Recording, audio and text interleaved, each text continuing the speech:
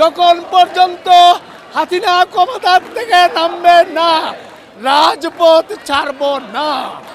ওনাকে যদি জনগণ না চায় উনি পদত্যাগ করবে, তাহলে কেন এখনো বসে আছে সে? এক্ষুনি শেখ হাসিনার পদত্যাগ। জনগণের হাতে ক্ষমতা চাই, জনগণের হাতে ক্ষমতা চাই।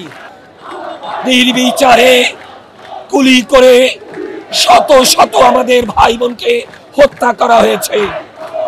৭১-এর মুক্তিযুদ্ধের পরে এরকম ঘটনা এই দেশের মানুষ দেখে নাই।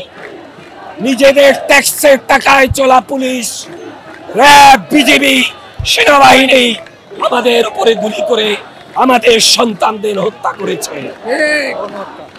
বন্ধুরা আমার, এই ছাত্র গণহত্যার বিরুদ্ধে যে লড়াই, এই লড়াইকে আমরা ব্যর্থ হতে দেব না।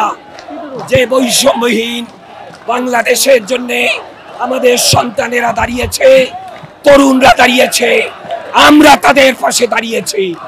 ওনাকে যদি জনগণ না চায় উনি পদত্যাগ করবে, তাহলে কেন এখনো বসে আছে সে? তার কি নিরজ্জনা, কি লজ্জা নাই?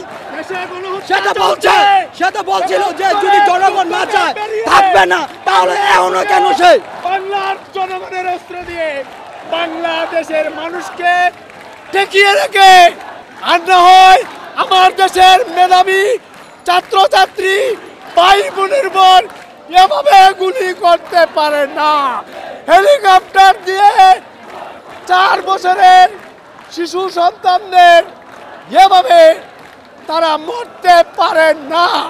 এই গণহত্যা আমরা কোনোদিন বলবো না। ৭১ সালে যুদ্ধ দেখেছি, যুদ্ধে অংশগ্রহণ করতে পারি নাই। এবারে ছাত্রদের, জনগণের, শ্রমিকের সর্বস্তরের গণ অভ্যুত্থান হয়েছে। যখন পর্যন্ত হাসিনা ক্ষমতার থেকে নামবে না, রাজপথ ছাড়ব না।